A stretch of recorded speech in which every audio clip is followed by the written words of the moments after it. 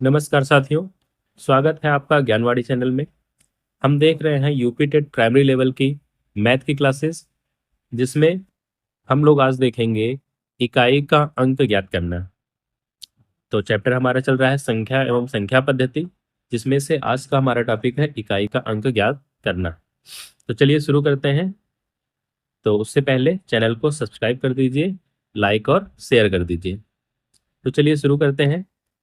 सबसे पहले हम देखेंगे सामान्य संख्या अगर कोई दी गई है तो उसमें इकाई का अंक हम कैसे ज्ञात करते हैं। तो देखिए, जैसा कि आप लोग जानते हैं कि मान लीजिए कोई संख्या लिखी हुई है, इसमें ये वाली संख्या को हम बोलते हैं इकाई। जो सबसे दाईं ओर की संख्या होती है उसे क्या बोलते हैं, इकाई। इसके बाद आता है हमारा दहाई, इसको हम बोलते हैं सैकड़ा, इसको बोलते हैं हजार, इसको बोलते हैं 10,000, और इसी तरीके से फिर लाख, 10 लाख, करोड़। इस तरीके से हम संख्याओं को पढ़ते हैं। तो सबसे दाईं ओर की जो संख्या है इसे हम बोलते हैं इकाई की संख्या। इसे क्या बोलते हैं, इकाई की संख्या।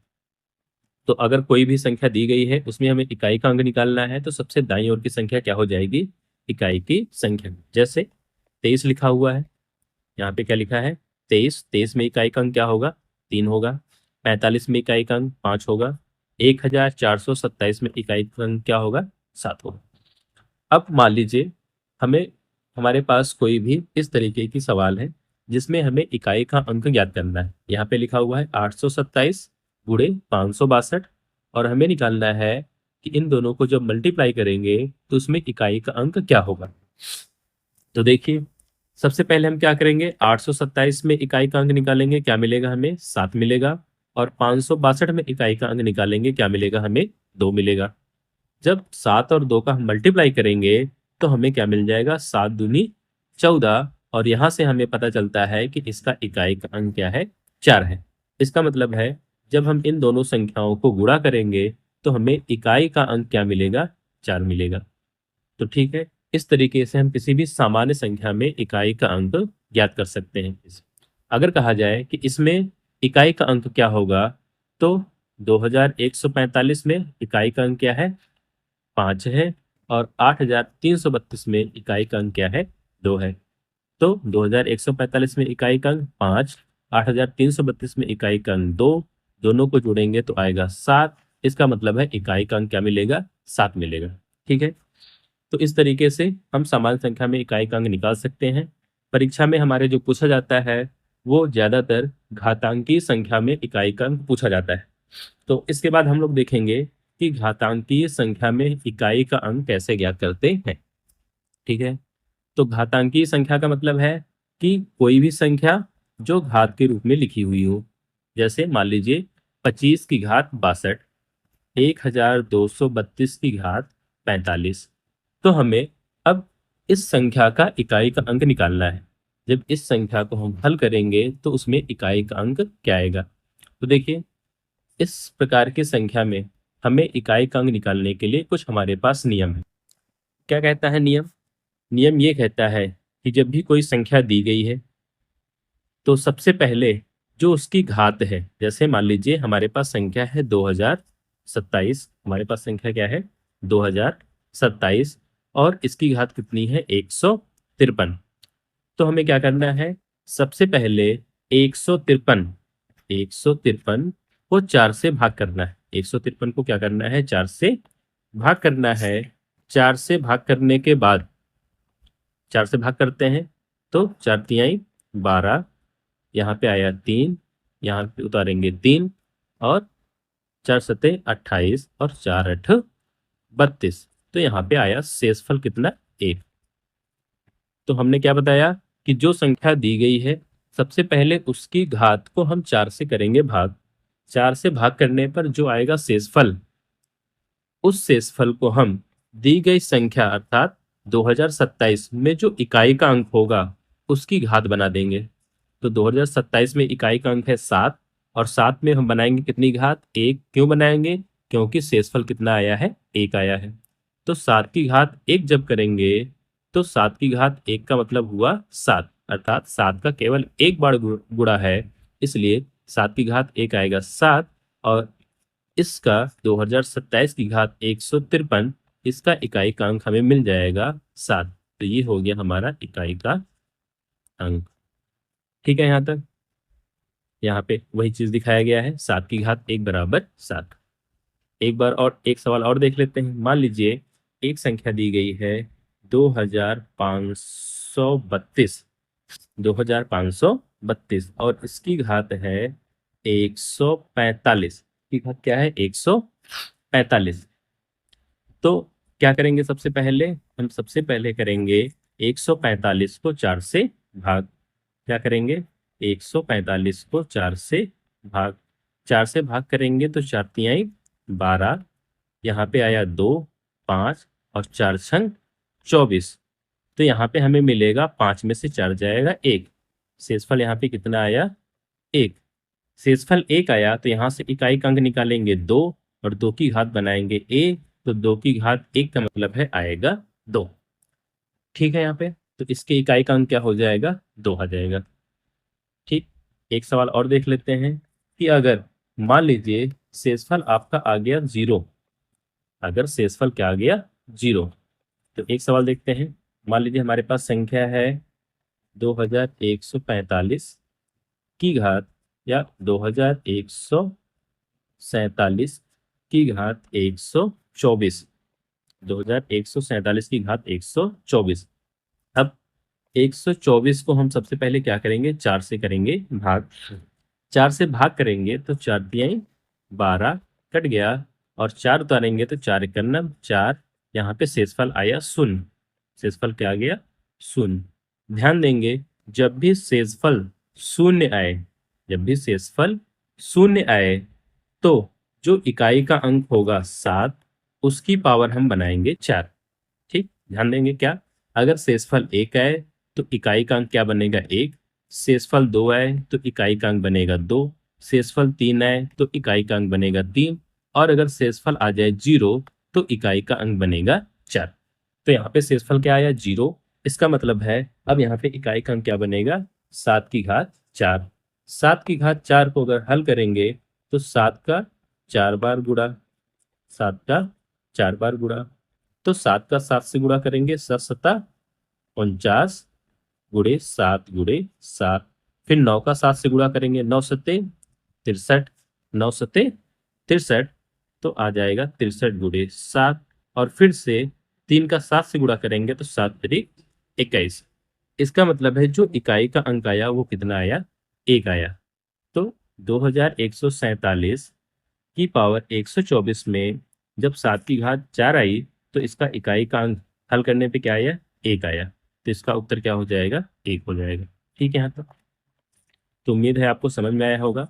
इसका एक नियम और है, ध्यान देंगे कि यदि किसी संख्या में इकाई का अंक आपको 0 मिलता है, किसी संख्या में इकाई का अंक क्या मिलता है 0 मिलता है, 1 मिलता है, 5 मिलता है और 6 मिलता है। अगर कहीं पे भी किसी भी संख्या में आपको 0, 1, 5 और 6 देखने को मिलते हैं तो उसका जो इकाई का अंक होगा वो हमेशा वही संख्या आएगी। इसका मतलब है कि मान लीजिए एक संख्या है 5620, 5620, इसकी घात कुछ भी हो 214, 545 कुछ भी हो, तो इसका इकाई का अंक अगर 0 है तो जब भी इसको हल करेंगे तो उसका भी इकाई का अंक क्या आएगा 0 आएगा। अगर यहाँ पे 0 की जगह 5 हो, इसकी जगह पे 1 हो या 6 हो, तो उसका इकाई का अंक हमेशा क्या आएगा वही आएगा। अर्थात अगर इकाई में 5 है तो कितनी भी घात लगी हो इकाई का अंक 5 होगा, इकाई में 1 है तो इकाई का अंक 1 आएगा, इकाई में 6 है तो इकाई का अंक 6 आएगा। ठीक है, तो उम्मीद है आपको इकाई का अंक निकालना समझ में आ गया होगा। हमारे चैनल को आप लोग सब्सक्राइब और लाइक कर दीजिए। अगर किसी भी प्रकार की समस्या आती है तो आप हमें इन नंबरों पर संपर्क कर सकते हैं। तो हम देख लेते हैं कुछ पिछले साल के यूपी टेट की परीक्षा में आए हुए प्रश्न देख लेते हैं। यहाँ पे एक सवाल हमारे पास है 2153 की घात 167 में हमें इकाई का अंक निकालना है। तो हमने क्या बताया था, सबसे पहले 167 को हम करेंगे 4 से भाग, तो आएगा 4 चौक 16, यहाँ पे आया 7 और 4 एकन्नम 4, शेषफल आया 3। शेषफल कितना आया? 3। इसका मतलब है कि यहाँ पे इकाई का अंक मिलेगा 3 और 3 की पावर बनेगी 3। तो 3 की पावर 3 को जब हल करेंगे तो 3 गुणे 3 गुणे 3, 3 का 3 बार गुणा, तो 3 त्रिक का 9 गुणे 3, 9 त्रिक 27, इकाई का अंक आ जाएगा 7। आंसर हमारा हो जाएगा बी। एक सवाल और देख लेते हैं, पिछली बार आया हुआ। यहाँ पे देखिए, ये सामान्य घात का नियम है। 378 गुणे 236 गुणे 459 गुणे 312। हमें निकालना है कि इनके गुणनफल में इकाई का अंक क्या होगा। तो सबसे पहले हम सभी का इकाई का अंक लिख लेते हैं। 378 में इकाई का अंक 8 गुणे 236 में 6 गुणे 459 में 9 गुणे 312 में 2। अब सभी का हम गुणा करते जाते हैं। तो 8 छंग 48 गुणे 9 गुणे 2। इसका गुणा करेंगे 8 का 9 से, 8 नवा 72 गुणे 2। और यहां से हमें इकाई का अंक क्या मिलेगा? 2। तो 2 का 2 से गुणा करेंगे तो आएगा 2 दूनी 4। इसका मतलब है कि इसको हल करने पे जो इकाई का अंक आएगा वो आएगा 4। आंसर हमारा हो जाएगा ठीक। ऐसे ही एक प्रश्न और देखते हैं। यहाँ पे देखें, 6374 की घात 17 93, 625 की घात 317, 313 की घात 49। ठीक है, और तीनों मल्टीप्लाई में है। यहाँ पे देखें, हमने क्या बताया था कि ध्यान देंगे 0, 1, 5 और 6, इसमें इकाई का अंक जो है चेंज नहीं होता। तो इसमें इकाई का अंक क्या आ जाएगा? 5, ये हमें पता है। तो हम इसका निकाल लेते हैं। 6374 की घात 17 93। सबसे पहले हमें क्या करना है? ये 6374 की जो घात है 1793, 1793 को हम भाग करेंगे 4 से। तो 4 चौक 16, हासिल 1, सॉरी 1, 19 हो गया। 4 चौक 16, 16 में 19 में 16 गया 3, 15, और 4 छः 24, 4 सत्ते 28, 4 8 32। कितना आया? 1। यहाँ से स्कूल कितना आया? 1 आ गया। तो इसका जो आ जाएगा शेषफल अर्थात इकाई का अंक, वो हो जाएगा 4 की घात 1, क्योंकि इकाई का अंक क्या है? 4, और शेषफल कितना आया? 1। तो 4 की घात 1 कितना आया? इकाई का अंक 4। तो इसका इकाई का अंक यहाँ पे लिख लेंगे। यहाँ पे इकाई का अंक कितना आया, इसको नीचे कर लेते हैं।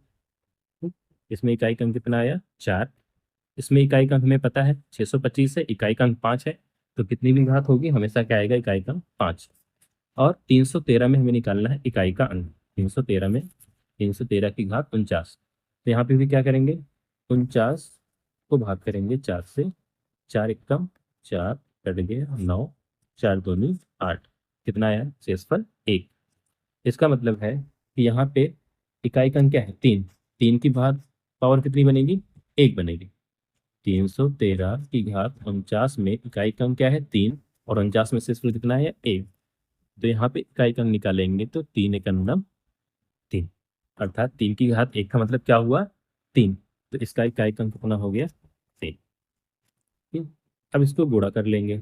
तो 4 पंचे 20 गुणे 3, 20 तिहाई 60। इकाई का अंक कितना आ गया? 0। इकाई का अंक कितना आ गया? 0। अर्थात इस संख्या को हल करने पर जो इकाई का अंक आएगा वो कितना आएगा? 0 आएगा। 17 की घात 17 में इकाई का अंक बहुत ही आसान है। 17 की घात 17 क्या करना है? 17 को 4 से भाग करना है। तो 4 चौक 16, शेषफल कितना आया? 1। 4 चौक 16, शेषफल कितना आया? 1। और इसका इकाई का अंक क्या है? 7। तो 7 की घात 1 कितना आ जाएगा? इकाई का अंक 7। अगला सवाल देख लेते हैं। 432 की घात 412, 499 की घात 431, इकाई का अंक ज्ञात करना है। तो 432 की घात 412 गुणे 499 की घात 431। 412 को 4 से भाग करेंगे। 412 को 4 से भाग करेंगे कितना आएगा?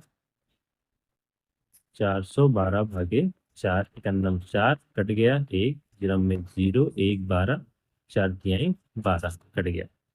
तो कितना आ गया? यहाँ पे घात आ गई 0। घात क्या आ गई? 0।